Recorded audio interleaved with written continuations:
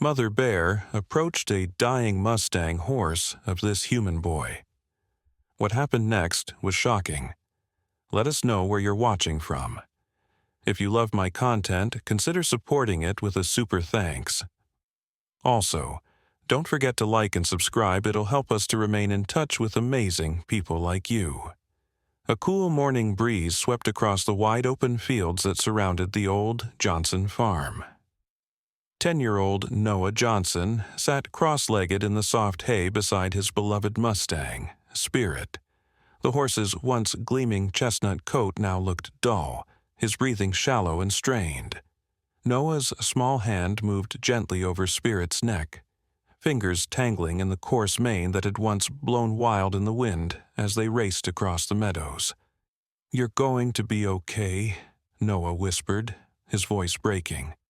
He tried to believe his own words, but the horse hadn't stood in 3 days. The local vet had visited yesterday, his face grim as he pulled Noah's parents aside. Noah wasn't supposed to hear, but the words, "nothing more we can do," had carried across the quiet barn.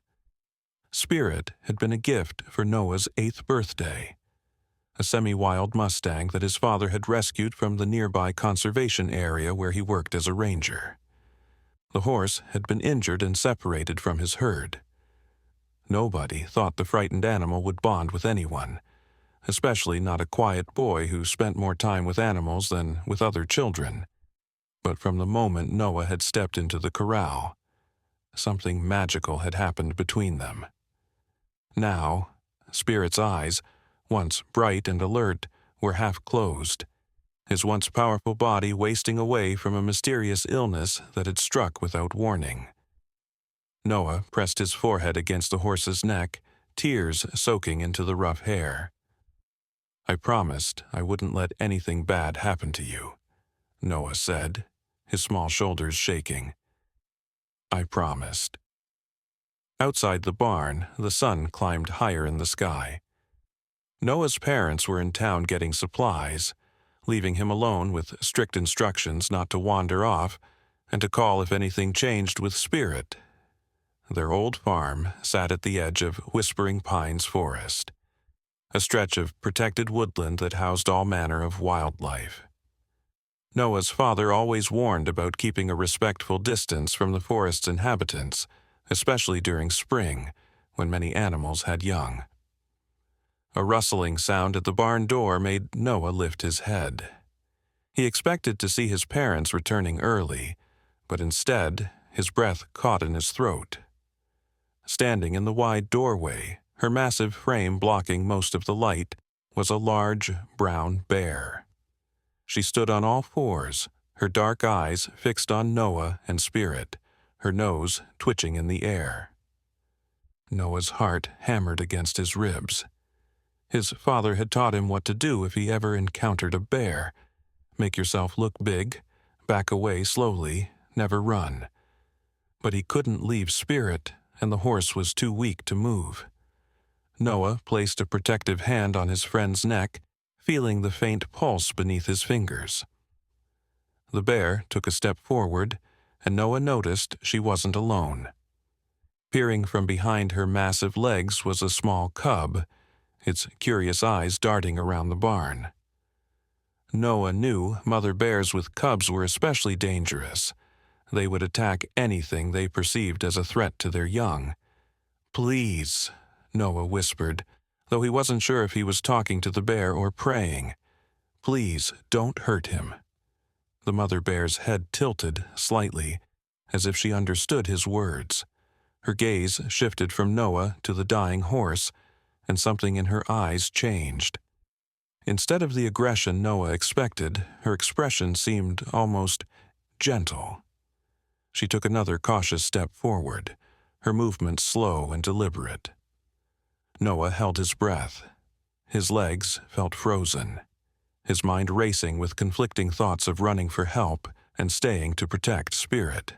The bear was now just a few feet away, close enough that Noah could see the individual hairs of her thick coat and smell her wild, earthy scent. The cub stayed back, making soft whimpering sounds. What happened next would change Noah's life forever. The bear lowered her massive head and made a deep, rumbling sound in her throat. Not a growl of threat, but something softer. She moved closer to Spirit, her nose nearly touching the horse's side. Noah watched, transfixed, as the massive creature gently nudged the horse, her breath stirring Spirit's coat. Spirit's eye opened fully for the first time in days. The dying horse looked at the bear, and to Noah's astonishment made a weak, nickering sound. It was almost as if the two animals recognized each other, sharing some silent communication that transcended the boundaries between their species. Tears streamed down Noah's face as he watched this impossible moment unfold. He should have been terrified, but instead, he felt a strange calm washing over him. Something profound was happening. Something he couldn't understand, but somehow knew was import. The bear's cub, emboldened by its mother's calm behavior, crept forward, its small dark eyes wide with curiosity. Noah remained perfectly still, barely daring to breathe as the wild animals communed with his dying friend. The morning light filtered through the barn's wooden slats, casting golden beams across this unlikely gathering of souls. As the cub inched closer to Spirit, Noah noticed something peculiar hanging around the mother bear's neck. A thin leather cord with what looked like a small pouch attached to it. The sight was so unexpected that Noah momentarily forgot his fear. Wild bears didn't wear necklaces. His mind raced with confusion as he tried to make sense of what he was seeing. The cub was now close enough to touch Spirit's flank. It raised a hesitant paw and gently patted the horse's side, making a soft cooing sound that Noah had never heard from a bear before. Spirit's ear twitched in response, and his breathing seemed to deepen slightly. "What are you doing?" Noah whispered, unable to contain his wonder any longer. At the sound of his voice, the mother bear turned her massive head toward him. Noah's breath caught in his throat as their eyes met. Her gaze wasn't threatening. It was intelligent, aware in a way that made Noah's skin prickle with goosebumps. She held his gaze for what felt like an eternity, then deliberately looked down at Spirit and back to Noah, as if trying to communicate something important. The bear moved toward the horse's head, her movement surprisingly graceful for such a large creature.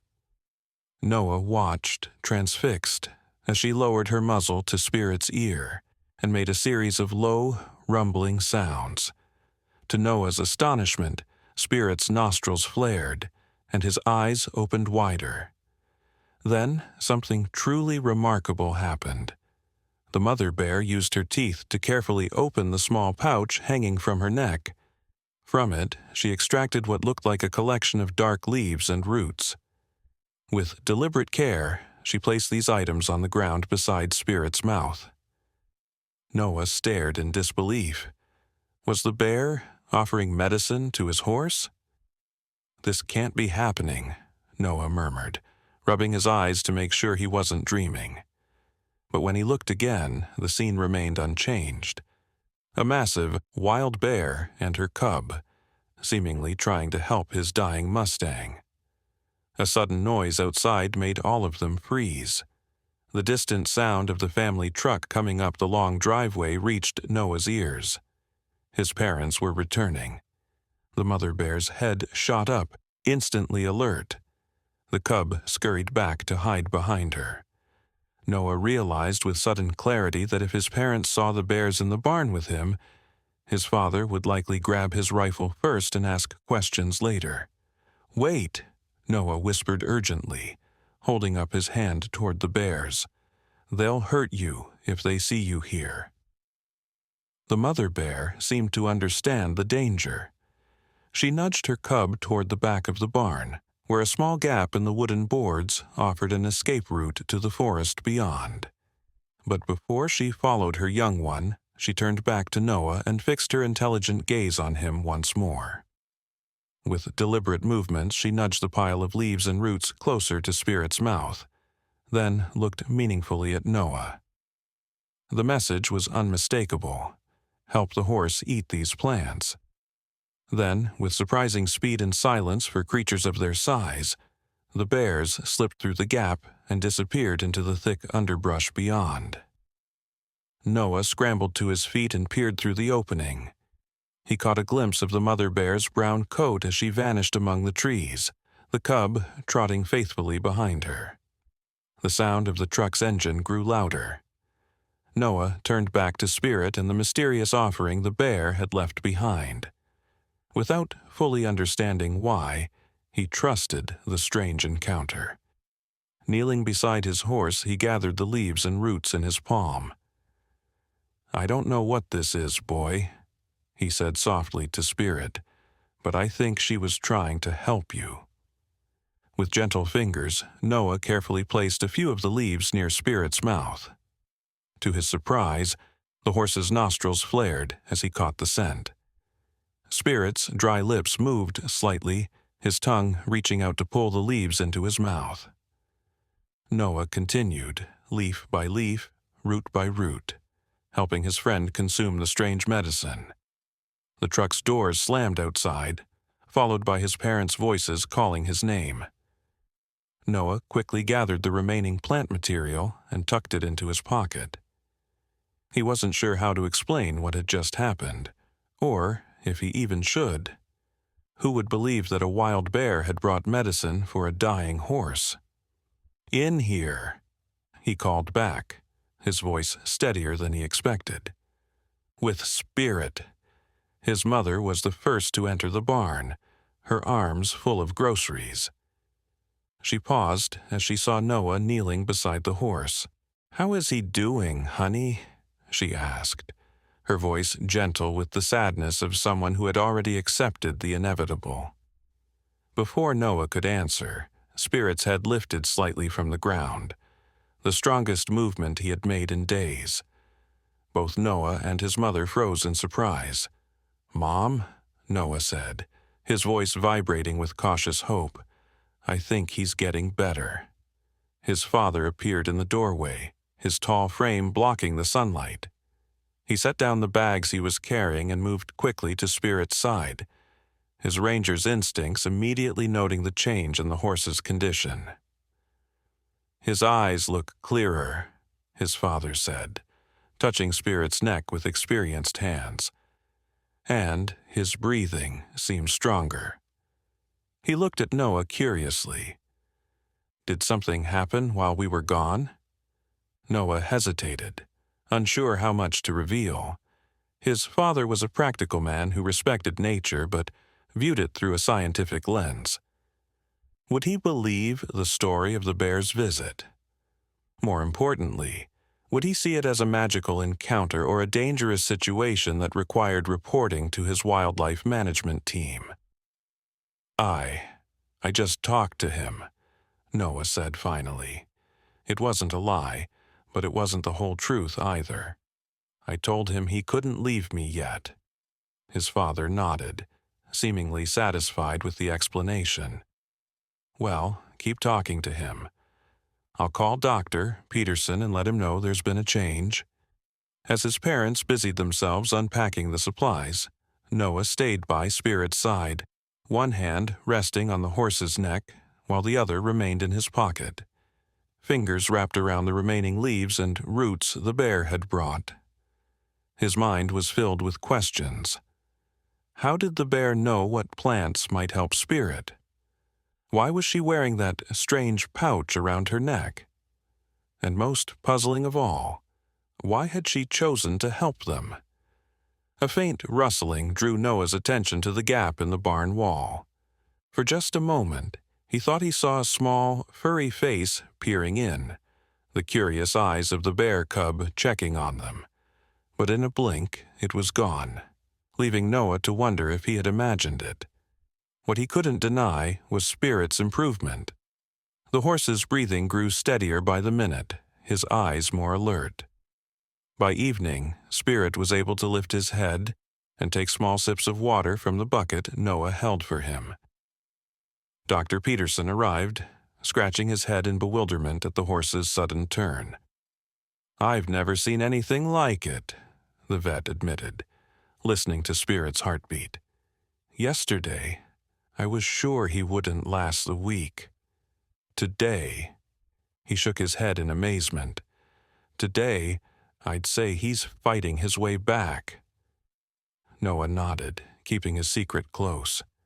That night, after his parents had gone to bed, he slipped back to the barn with a flashlight. Spirit nickered softly in greeting, already able to stand for short periods. "It was the bear, wasn't it?" Noah whispered, stroking the horse's muzzle. "She knew you were sick and brought medicine." Spirit's intelligent eyes seemed to hold the answer, but it was one the horse couldn't share in words. Noah sighed and settled into the hay beside his friend, thinking about the strange events of the day. Just as he was about to doze off, something caught his attention. A soft, rhythmic thumping coming from outside the barn. Heart racing, Noah grabbed his flashlight and moved cautiously to the barn door. He pointed the beam toward the sound but saw nothing. Then, just as he was about to turn back, the light caught a reflection. Two glowing eyes at the edge of the forest. The mother bear was there, watching from a distance. Noah stood still, flashlight trembling slightly in his hand. The bear made no move to approach, but she didn't retreat either. They regarded each other across the moonlit field, two different species connected by something neither fully understood. "Thank you," Noah called softly, his words carrying on the night breeze. The bear's response was unexpected. She rose up on her hind legs, her massive form silhouetted against the dark trees, and lifted one paw in what looked remarkably like a wave. Then she dropped back down and disappeared into the forest, leaving Noah staring after her, with his mouth open in astonishment. He slowly walked back to Spirit, his mind buzzing with questions. As he settled back into the hay, the horse nuzzled his shoulder gently. "I know," Noah murmured. "I don't understand it either." What Noah couldn't possibly know was that this strange encounter was just the beginning. The bear's unexpected visit had set in motion events that would unravel mysteries hidden in Whispering Pines Forest for generations. Secrets that would challenge everything Noah thought he knew about the natural world and his place within it. The dawn brought new strength to Spirit, who managed to stand on his own for nearly an hour. Noah's parents were overjoyed, attributing the miraculous recovery to the horse's strong will and perhaps the special bond with their son. Only Noah suspected the truth, and he found himself constantly glancing toward the forest's edge, wondering if the bears were watching. After breakfast, while his parents were distracted with chores, Noah slipped away to the spot where he had seen the mother bear the night before. The early morning dew still clung to the tall grass, soaking his sneakers as he approached the tree line cautiously. "Hello?" he called softly, feeling slightly foolish. "Are you there?" No answer came from the silent forest, but as Noah was about to turn back, something caught his eye. A small object hanging from a low branch at the forest's edge. Moving closer, he discovered it was another small leather pouch, similar to the one the bear had worn around her neck, but smaller.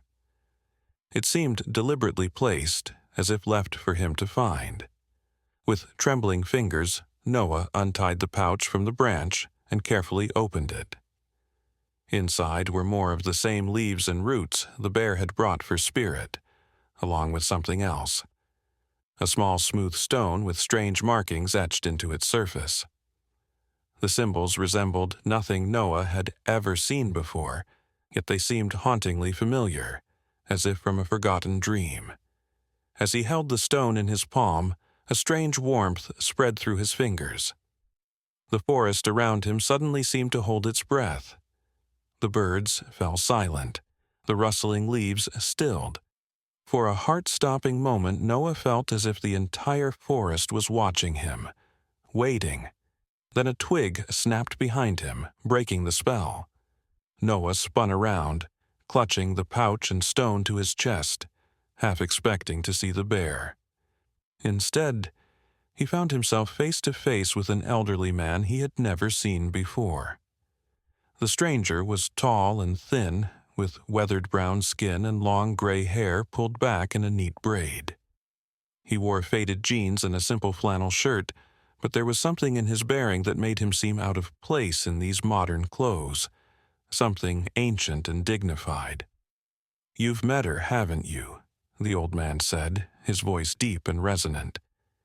It wasn't really a question. Noah took a step back, suddenly wary. "Met who?" The old man's eyes crinkled at the corners. "The guardian. The mother bear who wears the medicine pouch." He nodded toward Noah's closed fist. "I see she's left you a gift." Noah's heart raced. How did this stranger know about the bear? And who was he to appear so suddenly at the edge of their property? "Who are you?" Noah asked, taking another step back. "My name is Thomas Redfeather," the man said, making no move to come closer. "I live on the reservation beyond the forest, and I've been waiting a long time for the guardian to choose someone new." Noah's mind whirled with confusion. "Choose? What do you mean? And how do you know about the bear?" Thomas Redfeather smiled gently. "The same way you do, young one. Because she chose me once, too. Many years ago, when I was not much older than you are now." The old man gestured to a fallen log nearby. "Sit with me a moment and I will tell you a story that few have heard, a story about the special bears of Whispering Pines Forest, and why your horse was saved yesterday." Noah hesitated, glancing back toward his home. His parents would worry if they noticed he was gone, but the pull of the old man's words was too strong to resist. Slowly, he moved to the log and sat down, still clutching the pouch and stone in his hand. Thomas Redfeather settled beside him, his movements deliberate and graceful despite his age. When he spoke again, his voice took on a rhythmic quality, like the beating of a distant drum. "Long ago, before this land was divided by fences and roads, there lived a tribe of my people in these forests. They understood that all living creatures share one spirit, though we wear different skins. The greatest healers among them could speak with the animals and learn their secrets." The old man paused, his dark eyes studying Noah's face. "One such healer was a woman named Morning Star. Her gift for healing was so powerful that even animals from far away would come to her when they were sick or injured." Noah found himself leaning forward, captivated by the story. "What happened to her?" "When Morning Star grew old," Thomas continued, "she feared her knowledge would die with her. She prayed to the Great Spirit for a way to preserve her healing wisdom. That night, a mother bear came to her in a dream and offered a solution. When Morning Star awoke, she found the bear waiting outside her dwelling." "Like the bear that came to our barn," Noah whispered. Thomas nodded. "Morning Star transferred her knowledge to the bear through a sacred ceremony. The bear became the first guardian, a keeper of healing wisdom who could pass between the world of animals and the world of humans. Since that day, there has always been a guardian bear in these forests, teaching chosen humans the old ways of healing." Noah opened his palm and looked at the stone with its strange markings. "And this?" "A speaking stone," Thomas said. "A way for the guardian to communicate with those she chooses. The symbols are the old language, forgotten by most, but the stone will help you understand in time." Noah's mind reeled with the implications. "But why me? Why my horse?" Thomas's expression grew serious. "That is something only the guardian knows. But I can tell you this, she never chooses without reason, and her appearance always comes before great change." A call from the distance interrupted them, Noah's mother's voice, searching for him. Thomas Redfeather stood smoothly. "You should return home," he said. "Your journey is just beginning, Noah Johnson. Keep the stone close and listen for the guardian's call. I will find you again when the time is right." Noah stood, clutching the pouch tightly. "How do you know my name?" "I never told you." The old man smiled mysteriously. "The forest has many ways of sharing its secrets." He pointed to the stone in Noah's hand. "Tonight, when the moon rises, hold this stone and think of the guardian. You might be surprised by what happens." With that, Thomas Redfeather turned and walked into the forest, his form seeming to blend with the shadows between the trees until Noah couldn't tell exactly where he had gone. "Noah!" His mother's voice was closer now, tinged with worry. "Coming, Mom," Noah called back, quickly tucking the pouch and stone into his pocket. As he turned to leave, he glimpsed movement at the corner of his eye. A large, dark shape watching from deeper in the forest. The mother bear raised her head slightly, as if in acknowledgement before melting away into the trees. Noah ran back toward home, his mind spinning with questions. The stone in his pocket seemed to pulse with warmth against his leg, a silent reminder that nothing in his life would ever be the same again. Noah Daniel Johnson. His mother's worried voice cut through his thoughts as he emerged from the tree line. She stood in the middle of the field, hands on her hips, her face a mixture of relief and frustration. "Where have you been? We've been calling you for 15 minutes. "Sorry, Mom," Noah said, trying to catch his breath. "I was just checking something in the woods." His mother frowned, tucking a strand of auburn hair behind her ear. "You know the rules about going into the forest alone, especially after all the bear sightings your father's been reporting." Noah felt a twinge of guilt at the mention of bears, his hand automatically touching the pocket where the stone lay hidden. "I didn't go far," he assured her. "Just to the edge." She sighed, putting an arm around his shoulders as they walked back to the house. "Your father wants to check on Spirit before he heads out to work. The vet called. He's bringing some more medicine this afternoon." Noah nodded, though he wondered if Spirit would need the vet's medicine anymore. The horse had improved dramatically since consuming the bear's herbal offering. When they reached the barn, Noah found his father kneeling beside Spirit, a look of amazement on his weathered face. The Mustang was standing, weak but upright, nibbling at fresh hay in his trough. "I've never seen anything like it," his father said, shaking his head in wonder. "Yesterday, I thought we'd be digging a grave by the weekend. Today, he's eating." He looked at Noah with newfound respect. "That bond between you two is something special." Noah smiled, but the secret knowledge hung heavy in his chest. Should he tell his parents about the bear and Thomas Redfeather? Would they even believe him? His father worked for the Wildlife Management Department. What would he do if he knew about a bear that approached humans and wore a medicine pouch? "Dad," Noah began hesitantly, "what do you know about the Native American tribe that used to live in these parts?" His father looked up with surprise. "The Ahwahnee?" "Not much, to be honest. They lived here for thousands of years before European settlers arrived. Most were relocated to the reservation about 50 miles north, though I've heard some families still live scattered throughout the region." He tilted his head curiously. "Why do you ask?" Noah shrugged, trying to appear casual. "Just curious. We're studying Native American history in school." His father nodded, seemingly satisfied with the explanation. "Well, if you're really interested, there's a cultural center at the reservation. Maybe we could visit sometime."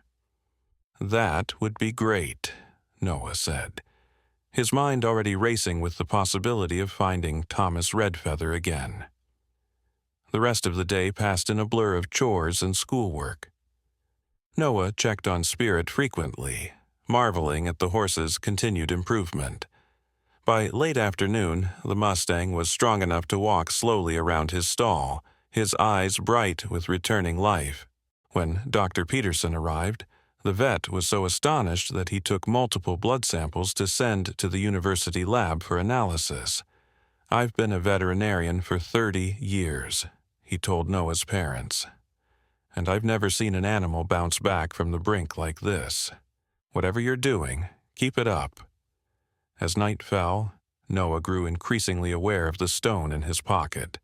Thomas Redfeather's instructions echoed in his mind.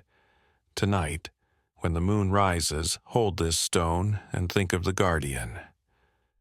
After dinner, Noah helped with the dishes, his eyes constantly darting to the window where the full moon was rising over the forest. His mother noticed his distraction. "You feeling okay, honey?" she asked, placing a cool hand on his forehead. "You've been jumpy all evening." "I'm fine," Noah assured her, "just excited about Spirit getting better." She smiled, kissing the top of his head. "It is pretty amazing. Why don't you go check on him one more time before bed? Just don't stay out too late, it's a school night." Noah seized the opportunity. "Thanks, Mom." He grabbed his jacket and flashlight, then hesitated. On impulse, he went to the refrigerator and took a couple of apples, slipping them into his pocket alongside the stone. Something told him he might need an offering of his own tonight. The night air was crisp as Noah made his way to the barn, the full moon casting silver light across the fields. Spirit nickered softly in greeting when Noah entered, moving to the stall door with a steadiness that would have seemed impossible just 24 hours earlier. "Hey, boy," Noah said, stroking the horse's nose. "You're doing so much better." After spending a few minutes with Spirit, Noah glanced toward the small gap in the barn wall, the same one the bears had used to escape. His heart pounded as he approached it, peering out toward the dark line of trees that marked the forest's edge. Taking a deep breath, Noah squeezed through the gap and stepped outside, the cool grass crunching beneath his feet. The moon hung low and enormous in the sky, bathing everything in ghostly light. He walked slowly toward the forest, stopping about 20 yards from the tree line. With trembling fingers, Noah withdrew the speaking stone from his pocket. In the moonlight, the strange markings seemed to shimmer and shift, almost as if they were moving across the stone's surface. He closed his fingers around it, surprised by how warm it felt despite the cool night air. "I'm here," he whispered, focusing his thoughts on the mother bear as Thomas had instructed. "Guardian, can you hear me?" For several long moments nothing happened. The night remained still, with only the distant hooting of an owl breaking the silence. Noah felt a flutter of disappointment. Had Thomas Redfeather been teasing him? Or had he misunderstood the instructions? Then, just as he was about to give up, the stone in his hand grew hot. Not painfully so, but noticeably warmer. At the same moment, a low rumbling sound emanated from the forest's edge. Noah's breath caught as a massive shape emerged from the shadows. The mother bear padded slowly toward him, her movements deliberate and unthreatening. In the moonlight, Noah could see the medicine pouch still hanging around her neck. Behind her, two small shapes followed. Not one cub, as Noah had seen before, but two. "You have twins," Noah murmured in surprise. As if in response, the stone pulsed warmly in his hand. Then something extraordinary happened. A voice, neither male nor female, neither young nor old, but somehow ancient and wise, spoke directly into Noah's mind. "I have two young ones, as does the forest itself." Noah staggered back, nearly dropping the stone in shock. You can talk," he gasped. The bear stopped about 10 feet away, sitting back on her haunches, her intelligent eyes fixed on Noah's face. "Not with words as you know them." The stone translates my thoughts for your understanding." Noah stared, his mind struggling to accept what was happening. He was having a conversation with a bear, a real wild bear. "You are afraid," the voice continued. "That is wise. Fear keeps the balance between our kinds. But you need not fear me, Noah Johnson. I have chosen you." "Why?" Noah asked, finding his voice at last. "Why me? Why did you help Spirit?" The bear's eyes seemed to soften. "Your heart speaks the old language, the one humans have forgotten. You see animals as brothers, not as lesser beings. When your spirit lay dying, your grief called to me across the forest." Noah remembered his tears, his desperate pleas as he sat with Spirit in the barn. Had his emotions somehow reached across the divide between species? "Thomas Redfeather said you're a guardian," Noah said. "That you carry the healing knowledge of a woman named Morning Star." The bear made a rumbling sound that Noah somehow knew was approval. "Thomas is one of the few who remembers the old ways. I chose him when he was young, as I have chosen you now." "But chosen for what?" Noah asked. The mother bear rose and took a few steps closer. The cubs hung back, watching curiously but without fear. "The forest is changing. Humans push deeper into our lands each season. The old balance is shifting. I need someone who walks in both worlds, someone who can speak for those who have no human voice." Noah thought about his father, who worked to protect the forest but still saw it through human eyes. Could this be what the bear meant? "I don't understand," Noah said honestly. "How can I help? I'm just a kid. Age matters little. The speaking stone chose you. It recognizes the healer's spirit." The bear lowered her massive head, and to Noah's astonishment, one of the cubs bounded forward, stopping just a few feet away. It sat on its haunches, mimicking its mother, and fixed curious eyes on Noah. "This is my daughter," the voice explained. "She will one day carry the medicine pouch when I return to the spirit world. But she must learn of humans, as you must learn of bears." Noah suddenly understood what was being asked of him. "You want me to teach your cub about humans, and you'll teach me about bears?" "And about healing," the voice added. "The knowledge Morning Star entrusted to my ancestors. The plants that saved your spirit's life are only the beginning." Noah reached into his pocket and pulled out one of the apples he had brought. Slowly, he knelt and placed it on the ground before the cub. "An offering," he explained. "A sign of friendship."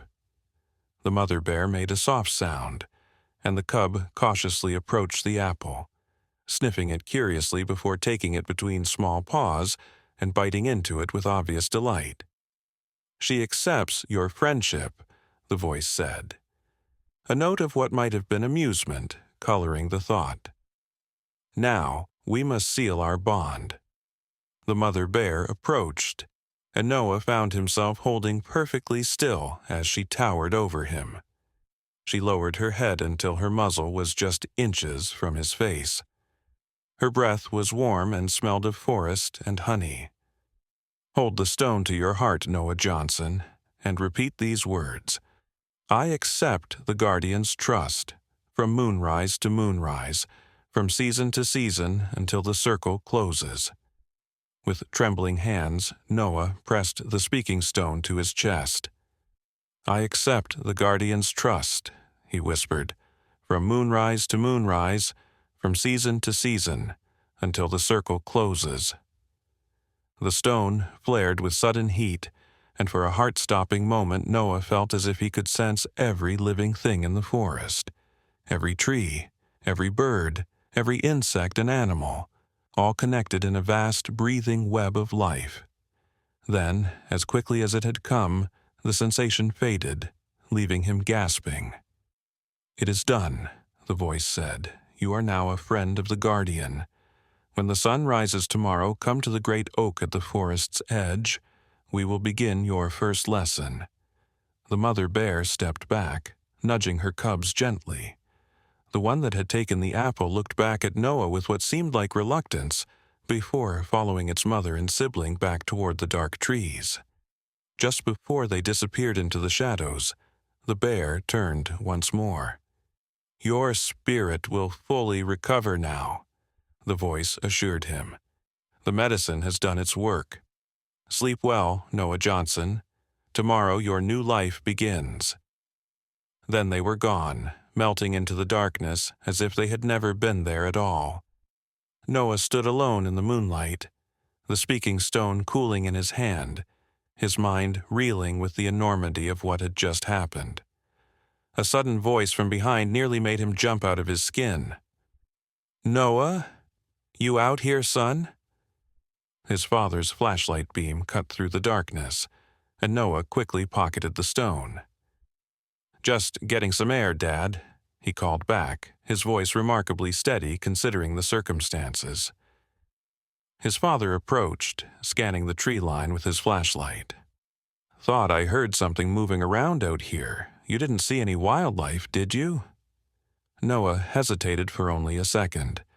"No, sir. Just checking on Spirit before bed."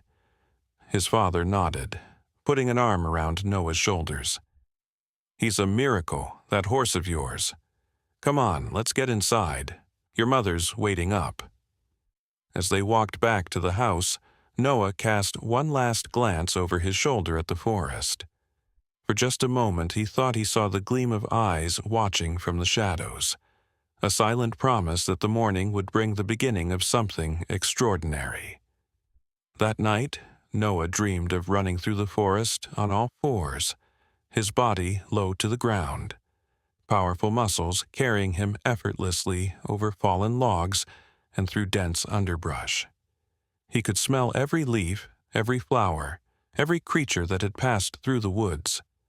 In the dream, he understood the language of the trees, the whispered secrets of the wind, the ancient stories held in stone and earth. He woke just before dawn, the speaking stone clutched in his hand, warm as if it had absorbed his dreams.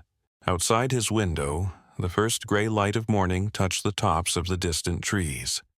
The great oak stood sentinel at the forest's edge, its massive branches reaching toward the lightening sky like outstretched arms.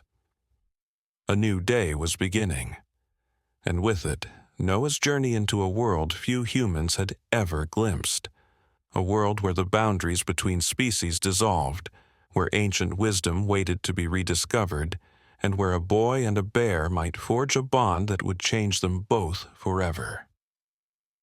As Noah slipped out of bed and began to dress, he felt something he hadn't experienced since Spirit first fell ill: hope. Not just for his horse's recovery, but for something larger, something he couldn't yet fully comprehend. Whatever lay ahead, he knew with absolute certainty that his life would never be the same. The sun crested the horizon, casting golden light across the fields as Noah quietly made his way downstairs. His parents were still asleep, giving him the perfect opportunity to slip out unnoticed. He left a note on the kitchen table, checking on Spirit back for breakfast, before stepping out into the crisp morning air. Spirit greeted him with a soft whicker, standing strong and alert in his stall. The horse's eyes were clear, his coat already regaining some of its former luster. Noah stroked his neck in amazement. "You really are getting better," he whispered. The guardian was right. Spirit nudged Noah's pocket where the speaking stone rested, as if he somehow knew what it represented. Noah smiled, patting the horse's nose. "I'll tell you all about it later," he promised. "Right now, I have an appointment at the oak tree." The dew-wet grass soaked his sneakers as Noah crossed the field toward the forest's edge. The ancient oak stood alone, its massive trunk wider than 3 men could circle with outstretched arms, its branches creating a canopy large enough to shade a small house. As Noah approached, he felt the speaking stone grow warm in his pocket. At first, he saw no sign of the bears. The area around the oak appeared empty in the early morning light. Noah hesitated at the edge of the tree's shadow, suddenly uncertain. Had he dreamed the entire encounter? "Hello?" he called softly. "Guardian?" A rustling from above made him look up. To his astonishment, he saw the bear cub, the one who had accepted his apple, perched on a thick branch about 12 feet above the ground. The small bear made a chirping sound that seemed almost like a greeting. "How did you get up there?" Noah asked in wonder. The stone warmed against his leg, and he quickly pulled it out, holding it in his palm. "Bears climb better than humans," came the guardian's voice in his mind, tinged with what Noah could now recognize as amusement. "My daughter has been waiting for you since first light." "Where are you?" Noah asked, turning in a slow circle. "Learning begins with awareness," the voice replied. "If you cannot find me, you are not yet ready to see." Noah frowned, realizing this was some kind of test. He closed his eyes, trying to think like a bear. Where would a large predator wait to observe without being seen? The wind shifted slightly, bringing with it a complex mixture of scents: damp earth, decaying leaves, oak bark, and something else. A musky animal smell that seemed to come from behind the massive trunk of the oak itself. Noah opened his eyes and walked slowly around the tree. There, perfectly still against the rough bark, stood the mother bear. Her brown fur blended so perfectly with the tree's coloring that even knowing she was there, Noah had to blink to separate her outline from the trunk. "How did you do that?" he asked in amazement. "You're huge, but I couldn't see you at all." The bear's eyes gleamed with intelligence. Size matters less than stillness. The eye sees movement first, color second, shape last. Remember this when you wish to remain unseen. Noah nodded, filing away this first lesson. The cub above them made an impatient sound and began climbing down the trunk with surprising agility. "Today, you will learn to find water and food in the forest," the guardian continued. "These are the first skills of survival, for human or bear." Noah glanced back toward his house, barely visible across the field. "I can't stay too long. My parents will be up soon." "We will return you before you are missed," the bear assured him. "The speaking stone bends time somewhat when needed." Noah wasn't entirely sure what that meant, but he decided to trust the guardian. The cub had reached the ground and was now circling Noah curiously, occasionally rising on hind legs to get a better look at him. "Does she have a name?" Noah asked. "Bears do not use names as humans do," the guardian explained. "But in your tongue, you might call her Willow, for she was born beneath a weeping willow tree." "Willow," Noah repeated, smiling as the cub responded to the sound by tilting her head. "I like that." The mother bear moved away from the oak, gesturing with her head for Noah to follow. Willow bounded ahead, occasionally looking back to make sure Noah was keeping up. "The second cub you saw last night is with his father," the guardian explained as they walked deeper into the forest. "Male cubs learn different skills than females. Willow will one day be guardian, so she must learn about humans." Noah carefully stepped over fallen branches, trying to move as quietly as possible. "I thought male bears didn't stay with their families." "Most do not. The father of my cubs is different. Like me, he was chosen for a purpose." Before Noah could ask what that purpose might be, they emerged into a small clearing. At its center was a tiny spring bubbling up from between moss-covered rocks. The water pooled in a natural basin before trickling away down a rocky stream bed. "First lesson," the guardian said, stopping at the edge of the clearing. "Finding water when there are no obvious streams or ponds." Noah watched as Willow approached the spring and drank deeply. "How would I find this if I didn't already know it was here?" he asked. "Listen." Noah closed his eyes and concentrated. At first, he heard only the usual forest sounds, birds calling, leaves rustling in the breeze. Then, gradually, he became aware of a subtle difference in the quality of sound coming from the direction of the spring, a gentle burbling that was distinct from the other forest noises. "The sound of water," he said, opening his eyes. "Yes, but when the spring is smaller or the forest louder, sound alone may not guide you." The mother bear approached a cluster of plants growing near the water. She nudged them with her nose. "These plants grow only where water is near the surface. Learn to recognize them." Noah knelt to examine the green shoots. They had distinctive arrow-shaped leaves and tiny white flowers. He committed their appearance to memory. "Water mint," the guardian explained. "Useful for more than finding water. Crush the leaves."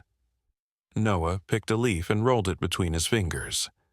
A strong, refreshing scent filled his nostrils. "Use it for stomach pains, or to mask your scent when you need to hide."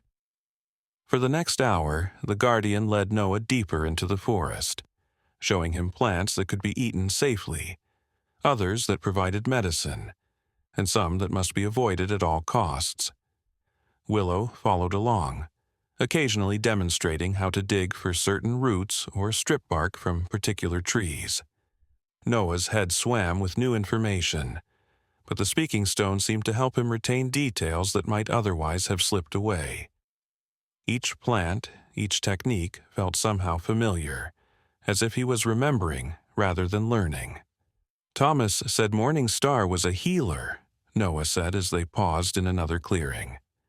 "Is that what you're teaching me to be?" The mother bear regarded him thoughtfully. "Healing is more than curing illness. It is understanding the balance of all living things. Morning Star could heal a wounded deer, then thank it for providing food for her people. She understood that life and death are part of the same circle." Noah thought about this as he watched Willow playfully rolling in a patch of sunlight. "Is that why you helped Spirit? To maintain some kind of balance?" "Your horse was not meant to die yet," the guardian replied simply. "And you were ready to be chosen." A distant sound made both bears instantly alert, the faint rumble of a vehicle on the dirt road that led to Noah's house. "Your father leaves for work," the guardian observed. "Soon your mother will look for you." Noah nodded, surprised at how quickly the time had passed. "Will I see you tomorrow?" 3 days from now, when the moon begins to wane. Come to the lightning oak as the sun sets." "The lightning oak?" The bear's thoughts carried an image to Noah's mind. An ancient oak split down the middle by lightning, yet still alive, its two halves growing in different directions. Until then, practice what you have learned, and bring your spirit if he is strong enough. It is time he joined our circle. Noah's eyes widened. "You want me to bring my horse into the forest?" "He has been touched by the guardian's medicine. He is part of this now, as are you." The mother bear rose, nudging Willow gently. The cub seemed reluctant to leave, looking back at Noah with what appeared to be disappointment. "I'll see you soon, Willow," Noah promised. The cub made a soft chuffing sound in response. "One last thing," the guardian said as they prepared to part ways. "The speaking stone works both ways. If you are in danger or need to reach me, hold it and call for me in your mind." Noah nodded, clasping the stone tightly. "Thank you for choosing me," he said, surprised by the emotion in his voice. "I won't let you down." The bear's eyes seemed to soften. "You were chosen because your heart was already open, Noah Johnson. Now go, before you are missed." With that, the bears turned and disappeared into the forest, leaving Noah alone with his thoughts and the speaking stone warm in his hand. As he made his way back home, his mind buzzed with everything he had learned, and with questions about what might lie ahead. Little did he know that forces were already gathering that would test his new bond with the Guardian in ways he could never have imagined. Forces that threatened not just their friendship, but the delicate balance of the entire forest. 3 months passed, each day bringing new wonders as Noah deepened his connection with the Guardian and Willow. Spirit had fully recovered, stronger than ever before, and had indeed joined their circle. The first time Noah had brought the Mustang to the Lightning Oak, the horse had approached the mother bear without fear, touching his muzzle to hers in a gesture of recognition that had brought tears to Noah's eyes. Under the Guardian's guidance, Noah learned the ancient ways of healing, his knowledge of the forest's plants and creatures growing with each passing week. The speaking stone rarely left his pocket, a constant connection to his unlikely teachers. Thomas Redfeather visited occasionally, sharing stories of his own time as a friend of the Guardian and teaching Noah words in the old language. "The circle continues," he would say, smiling at the sight of Noah, Spirit, and the bears together. "The wisdom passes to a new generation." But as summer gave way to fall, troubling signs appeared in Whispering Pines Forest. Surveyors began marking trees at the forest's edge. Heavy equipment appeared on the adjacent property, which had remained undeveloped for as long as Noah could remember. "What's happening?" Noah asked his father one evening as they watched trucks rumbling down the main road. His father's face was grim. Northern Star Development bought the Wilkins property. They're planning a resort and golf course. The proposal includes clearing nearly 200 acres of forest. Noah's heart sank. "But that's Guardian territory," he said before he could stop himself. His father looked at him curiously. "Guardian? I mean," Noah stammered, "that's where most of the wildlife lives, the bears, the deer." His father sighed, placing a hand on Noah's shoulder. "I know, son. The department is fighting it, but these developers have powerful friends in the state government. They've already got preliminary approval." That night, Noah clutched the speaking stone, his thoughts racing with worry. "Guardian," he called silently, "we need to talk. The forest is in danger." The response came immediately. "Come to the Lightning Oak at dawn. Bring Thomas Redfeather. It is time." Noah barely slept. At first light, he called Thomas, who agreed to meet him without question. Together, they rode Spirit to the Lightning Oak, where the Guardian and Willow waited. The bear cub had grown considerably over the summer, though she still greeted Noah with the same playful enthusiasm. "The developers will destroy everything," Noah explained, his voice breaking. "Your home, the healing plants, the springs." The Guardian's thoughts flowed through the speaking stone, calm despite the dire news. This forest has faced threats before. There is a way, but it requires great courage from all of us. Thomas nodded solemnly. "The Great Council." "Yes," the Guardian confirmed. "It is time to call the Great Council." "Noah, you must be our voice." "The Great Council?" Noah asked, confused. "What is that?" Thomas explained. "In the old days, when grave danger threatened the balance, the Guardians would call a council of all forest creatures. They would choose a human representative, one who could speak with the voice of the forest to other humans." Noah's eyes widened. "You want me to speak to the developers? But I'm just a kid. They won't listen to me." "Not alone," the Guardian replied, "with the strength of the forest behind you." Over the next week, preparations were made. The Guardian sent out the call, and animals from throughout Whispering Pines began to gather near the massive clearing surrounding the Lightning Oak. Deer and foxes, wolves and rabbits, birds of every kind, even creatures that normally avoided each other. coming together in an ancient truce. Noah's parents noticed his distraction but attributed it to concern over the development. When Noah finally gathered his courage and told them everything about the guardian, the speaking stone, the ancient healing knowledge, they sat in stunned silence. His father found his voice first. "Noah, this is hard to believe." "I know," Noah said. "That's why I need to show you." The next morning, Noah led his parents to the lightning oak. Their expression shifted from skepticism to awe as they witnessed the gathering of animals, all coexisting peacefully under the guardian's watchful presence. "It's remarkable," his father whispered, the ranger in him recognizing that what they were seeing defied natural behavior. "All these years working in wildlife management, and I never knew." The guardian approached, and to Noah's amazement, his parents showed no fear. The speaking stone in Noah's hand grew warm, as the bear's thoughts reached not just him, but his parents as well. "The circle widens," the guardian observed. "Now we are ready." The plan they formed was daring. Noah's father used his position in the Wildlife Management Department to arrange a public hearing about the development. Local news stations were invited, along with state officials and representatives from Northern Star Development. On the day of the hearing, the small town hall was packed. Men in expensive suits sat at the front, their architectural renderings showing gleaming buildings where ancient trees now stood. Noah sat between his parents, Thomas Redfeather beside them, the speaking stone clutched tightly in his hand. As arguments raged about jobs versus conservation, Noah felt a familiar warmth spreading from the stone. He looked out the window and caught his breath.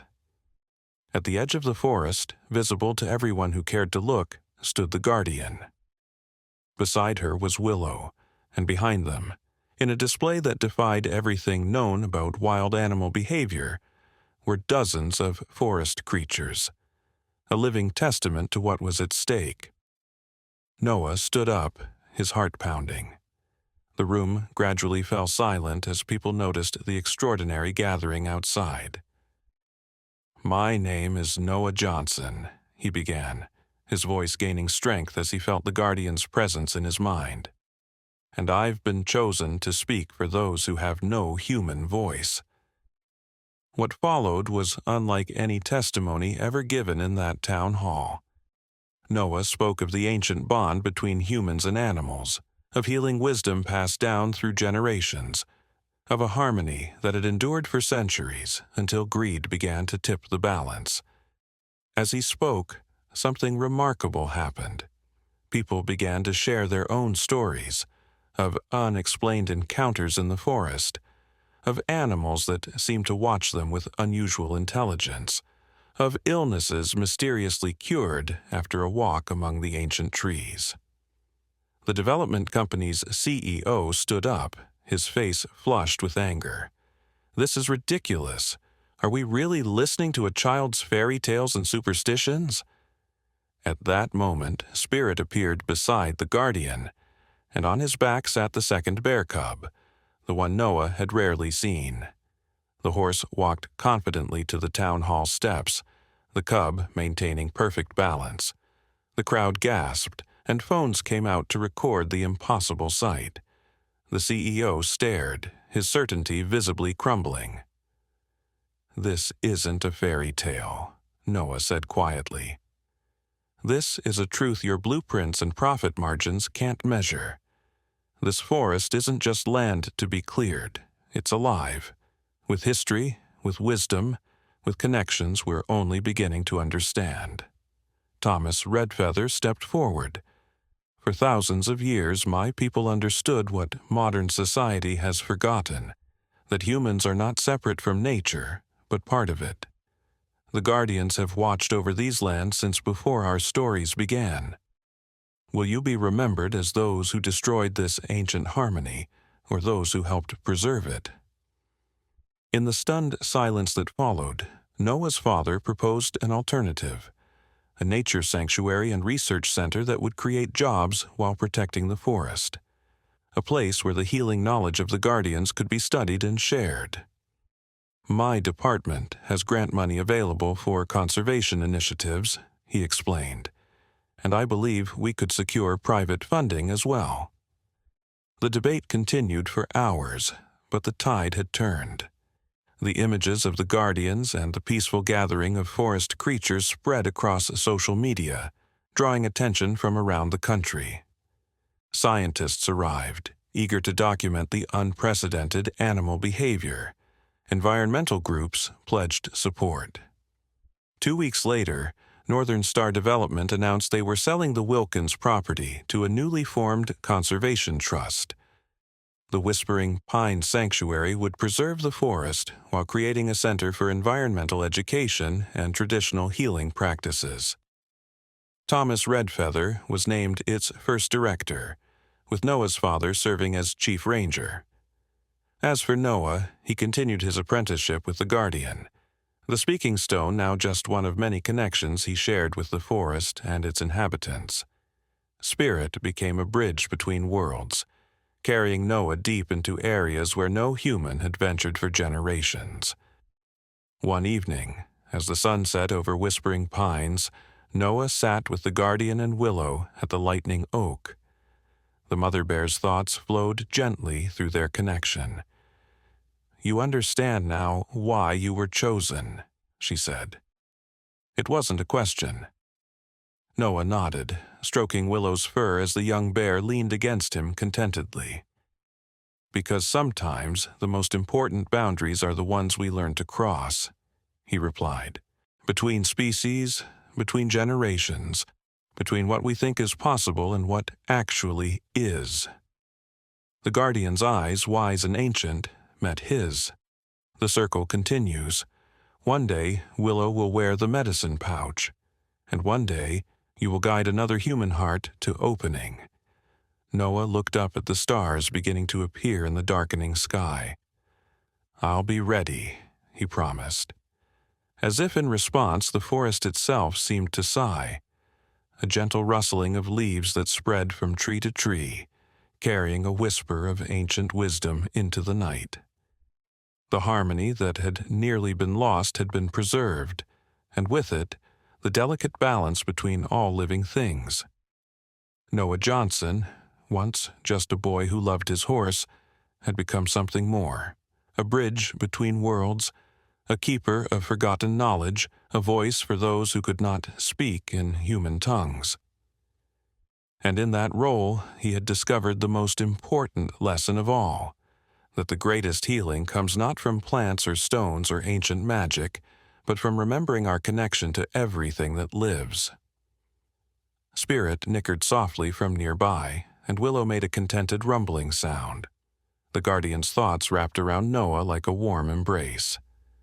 "This is not an ending," she reminded him. "It is a continuation. The circle remains unbroken." Noah smiled, his hand resting on the speaking stone. He didn't need it anymore to understand what the Guardian was saying. The language of the heart, once learned, is never forgotten. And in Whispering Pines Forest, where a boy and a bear had forged an impossible friendship, that language would continue to be spoken for generations to come. A whisper between worlds that would never fall silent again,